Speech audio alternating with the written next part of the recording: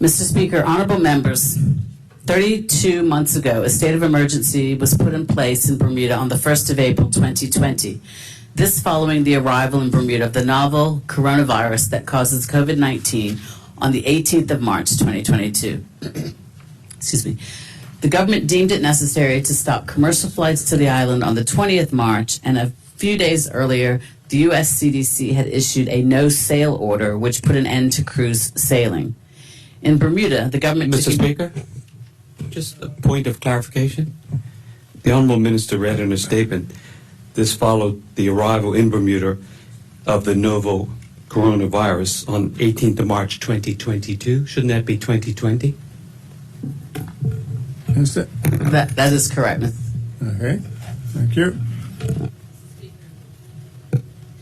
In Bermuda, the government took immediate steps to ensure our health system, including the island's only acute care hospital, would be capable of coping with the anticipated high levels of sick individuals and hospital admissions. Our safety measures included stay-at-home orders, remote learning and remote working, curfews, restrictions on group activities, and border controls.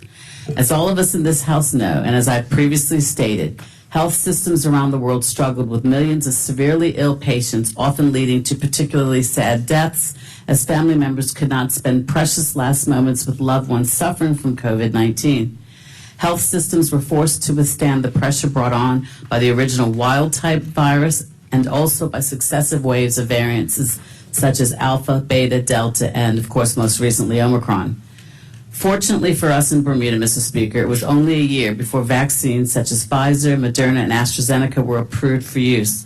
From January 2021 until June 2022, the Ministry of Health, working with many public sector and private sector partners, operationalized a mass vaccination campaign using the Pfizer vaccine supplied free of charge by the UK government. Mr. Speaker, as the public health emergency is now at an end, I want to take some time to reflect on our 32-month journey. Honorable members and the public may not remember those first few months of the pandemic when the government shifted into high gear immediately. For the Ministry of Health, it was a time of many unknowns, but some things we did know. We needed personal protective equipment, and we needed reliable and swift testing. Supplies were purchased on the basis of ensuring Bermuda was cared for as a whole, and procurement proceeded in that principle. Mr. Speaker, with respect to testing, the Caribbean Public Health Agency, or CARFA, which is located in Trinidad, was engaged for this important task, but was limited to 20 tests per week, and the results were received in approximately 5 working days. So the ministry engaged Helix Genetics and Scientific Solutions under the directorship of Dr. Desiree Spriggs, which produced results within 24 to 48 hours, which was a great feat at that time. The Cabinet Office stood up the Molecular Diagnostic Lab, and Bermuda established comprehensive community, traveler, and student testing supported by a contact tracing and case management program. These proved to be the tools we needed to counteract the novel coronavirus until and while our mass vaccination campaign got underway. Mr. Speaker, back in April of 2020, the emergency measures organizations, including representatives from the Chamber of Commerce, all Quangos, and nonprofit organizations, met regularly at the Police Recreation Club to execute on the government's plan to manage our way through the pandemic. The government was committed to keeping the public well informed and as such held regular live weekly press conferences. Mr. Speaker, you will recall that little was known about COVID-19 initially, so we exercised considerable caution.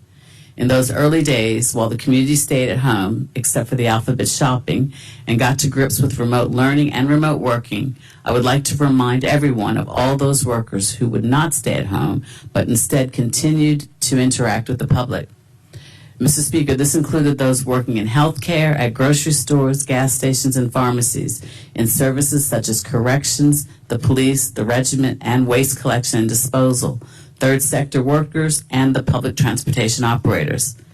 As we open to the outside world, I would add airport operations, customs, and immigration staff to that list. We tested regularly and instituted the traveler's first 14 days for residents and visitors alike arriving at L.F. Wade International Airport. Mr. Speaker, with more movement in and around Bermuda, social activities began again, albeit in smaller groups. Restaurants spaced their tables apart, and several spilled out into the sidewalks and streets, a great decision which endures to this day.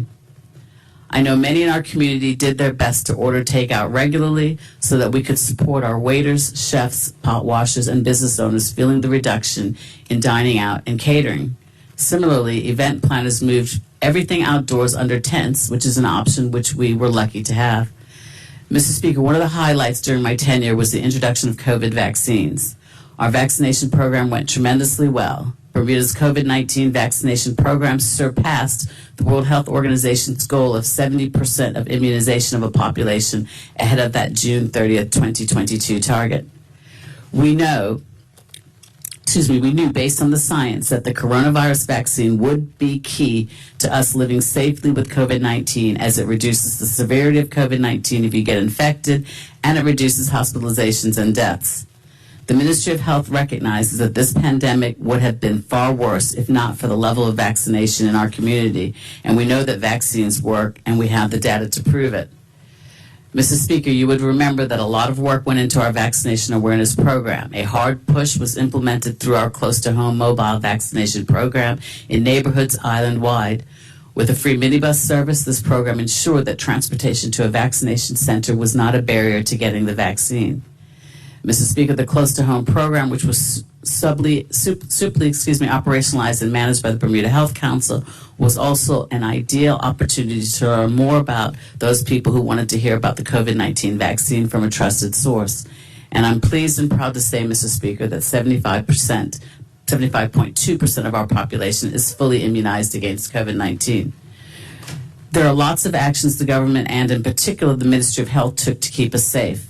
Mr. Speaker, we worked hard to put protections in place for our vulnerable seniors in care homes, to set up free testing centers throughout the island, to establish a comprehensive community, traveler, and student testing regime supported by a mass contact tracing and case management program, to implement technological solutions with the ResQuest application to assist in pandemic management, and GoData for case investigations, contact follow-up, and visualization of chains of transmission. And we also stood up a call center and hotline to answer every question from, is today my shopping day, to what are the COVID symptoms, to how can I get vaccinated?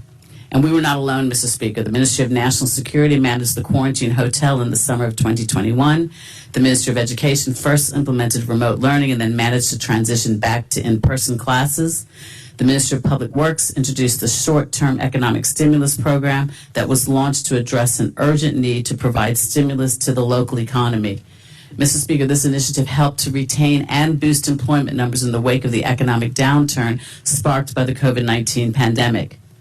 And the Ministries of Finance and Economy and Labor provided for the temporary tax relief for businesses affected by the economic impact of COVID, as well as employees who faced a similar fate.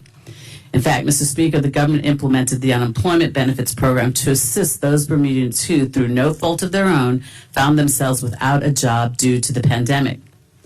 The team of dedicated individuals at the Ministry of Finance worked tirelessly to provide benefits to persons on 4 occasions throughout the pandemic. And this government demonstrated, Mr. Speaker, its strong commitment to sustaining our people and our economy through these challenging times.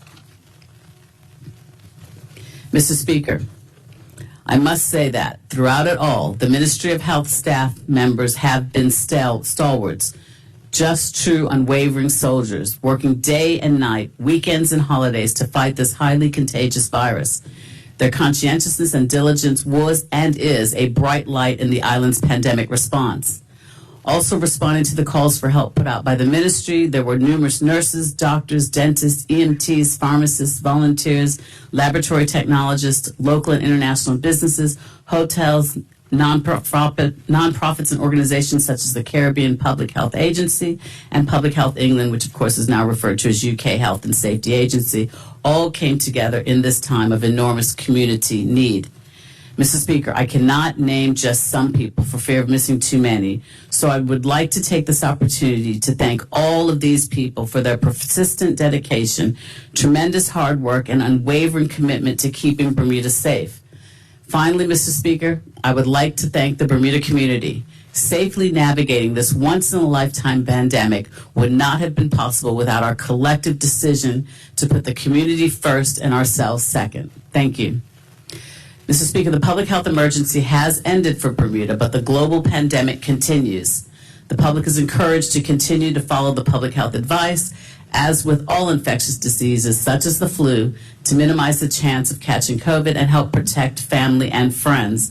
And this includes by letting fresh air in when meeting indoors, wearing a face covering in crowded and enclosed spaces where you come into contact with people that you don't normally meet, and washing your hands regularly. Mr. Speaker, the Bermuda community has been incredibly resilient throughout this global pandemic. So please, Bermuda, be careful and be safe for yourselves and our community, because after all, Mr. Speaker, we are still our brother's keepers. Thank you.